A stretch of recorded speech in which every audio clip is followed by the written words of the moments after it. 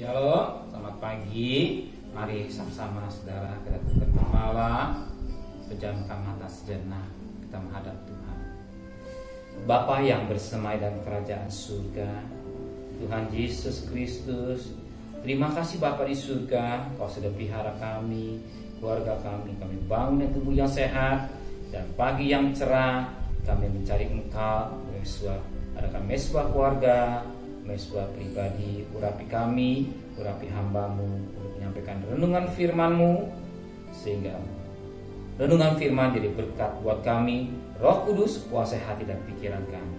Kami siap untuk menampung firman-Mu. Haleluya. Amin. Shalom, selamat pagi. Selamat bertemu dalam kasih Tuhan Yesus Kristus. Mari saudara, kita akan membuka Mazmur pasal 37 ayat pertama sampai ayat 40. Kebahagiaan orang fasik semu dari Daud. Jangan marah karena orang yang berbuat jahat. Jangan iri hati kepada orang yang berbuat curang, sebab mereka segala lisu seperti rumput dan layu seperti tubuh-tubuhan. Percayalah kepada Tuhan dan lakukanlah yang baik. Diamlah negeri dan berlakulah setia. Bergembira karena Tuhan, maka Ia akan memberikan kepadamu apa yang diinginkan hatimu. Serahkanlah hidupmu kepada Tuhan dan percaya kepadanya, dan Ia akan bertindak. Ia akan memunculkan kebenaranmu seperti terang dan hakmu seperti siang. Berdiam dirilah di hadapan Tuhan dan nantikanlah Dia.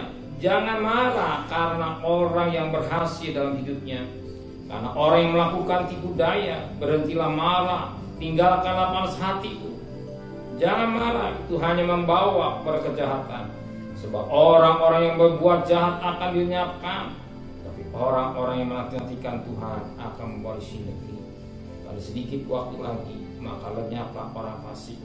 Jika engkau memperhatikan tempatnya, maka ia sudah tidak ada lagi. Orang-orang yang rendah hati akan mewarisi negeri dan bergembira karena kesejahteraan yang berlimpah-limpah.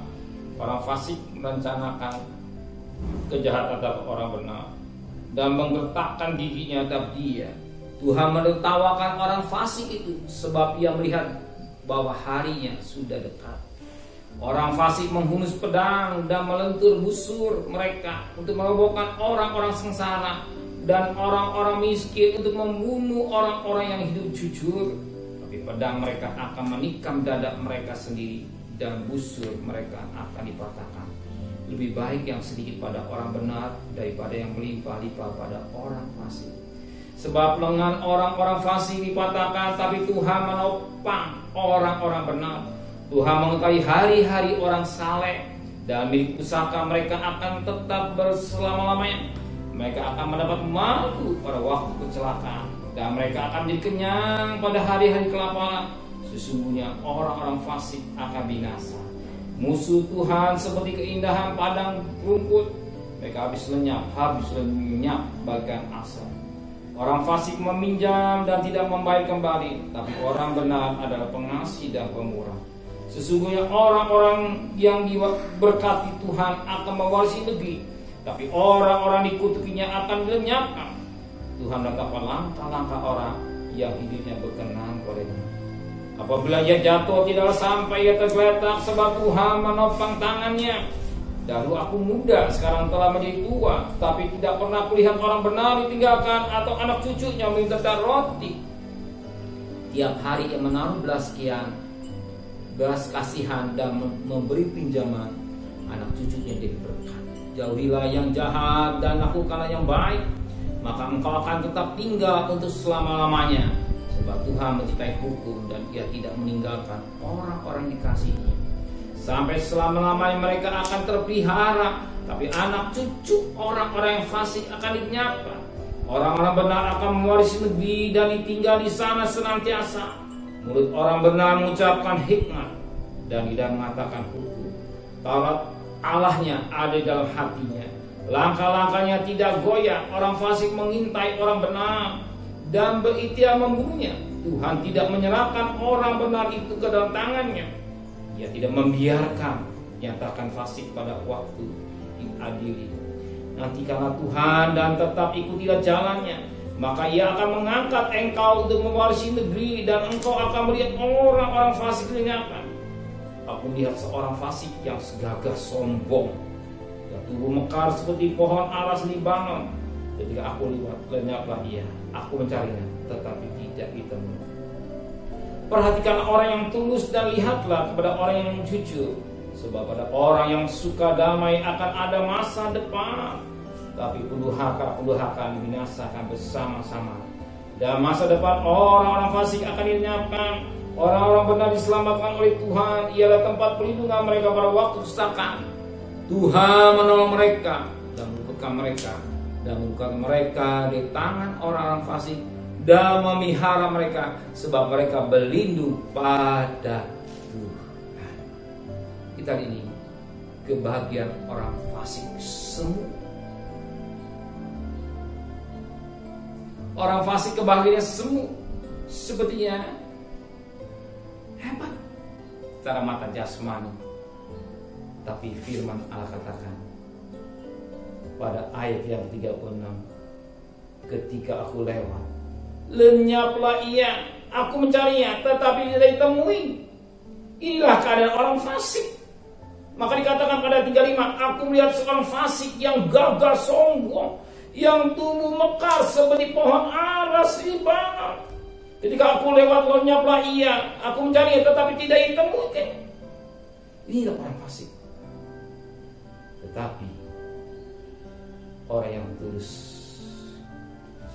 orang yang benar, beda. Maka pada ayat 37 dikatakan, perhatikan orang yang tulus dan lihatlah pada orang yang jujur. Sebab pada orang yang suka damai akan ada masa depan. Apa masa depannya? Perhatikan ayat 25. Dahulu aku muda, sekarang telah menjadi tua, tapi tidak pernah kulihat orang benar ditinggalkan, atau anak cucunya meminta-minta roti. Ini Alkitab menulis orang benar tidak ditinggalkan. Ada masa depan buat anak-anak kita. Mungkin saudara tidak punya hal secara finansial limpah, tapi satu kunci rahasia berkat yang saudara berikan pada anak cucu kita apa? Hidup benar. Warisan yang paling indah yang kita bisa berikan itulah hidup benar. Kalau kita benar di hadapan Tuhan, anak cucu kita tidak akan minta roti. Sekalipun harta kita banyak, tapi kalau hidup kita bagi orang fasik, satu ketika kita menulis akan lenyap. Tapi kalau kita jadi orang yang benar, anak cucu kita, firman Tuhan katakan tidak meminta-minta roti. Artinya Tuhan pelihara.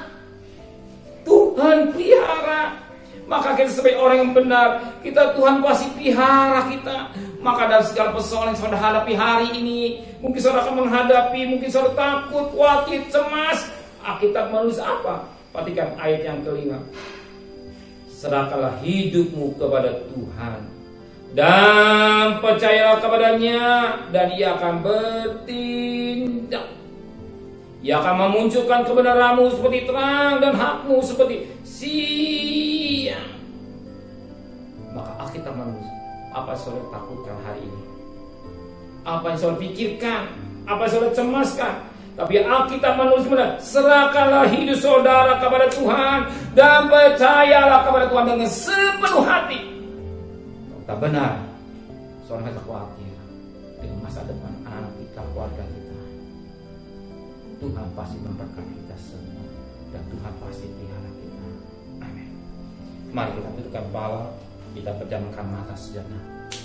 Bapa, pagi yang cerah yang Kau berikan lewat firman, kami memberikan diri ajak renungan firman Tuhan. Orang fasik dan orang benar. Orang fasik dengan sombongnya satu ketika amalnya. Tapi bagi kami orang yang benar, orang yang tulus hati, firman berkata, orang-orang benar, anak cucunya tetap roti. Sekalipun secara finansial kami tidak limpah, tapi karena firman-Mu ya dan amin, orang benar, anak cucu kami tidak akan meminta-minta roti. Engkau akan pelihara sedemikian rupa, maka kita mulai serahkan kekhawatiran dan percaya kepada Tuhan, sebab Tuhan semua yang mengatur dengan baik. Terima kasih Bapa. Mungkin kami akan bekerja, mungkin kami akan berdagang, atau di rumah, Engkau tetap menyertai kami semua. Pergi dengan selamat, pulang dengan selamat, lindungi kami, bungkus kami kuasa darah-Mu, kembalikan kami besok pagi dan tubuh yang sehat akan menghadap Tuhan kembali. Terima kasih Bapa di surga. Berkati Bapak Presiden, Wakil Presiden, para menteri, para gubernur, para bupati, wali kota, para camat, para lurah, RW, RT, bahkan para medis, relawan, TNI, Polri, dan mereka yang ada di garis depan. Kau tetap menyertainya. Lindungi mereka semua, bungkus dengan kuasa darah-Mu, pelihara mereka, berikan hikmat yang dari Tuhan, sehingga dia mampu berperang melawan virus corona ini. Karena Engkau yang berperang, dia akan mengalami kemenangan. Pelihara juga keluarga yang ditinggalkan, segala donatur-donatur yang sudah memberi kepada pemerintah, bahkan lebih pada itu Tuhan, mereka yang memberi dengan hati yang tulus, kembalikan dengan berkat yang daripada Tuhan. Terima kasih Bapak, turunkan berkat-Mu buat kami semua yang hadir. Ya, berkat dari Allah Bapa, cinta kasih sayang dari Tuhan Yesus Kristus, dan berkat Roh Kudus-Nya kasih darah hari ini sampai Maranatha. Tuhan Yesus datang. Yang cinta Dia katakan amin. Tuhan memberkati.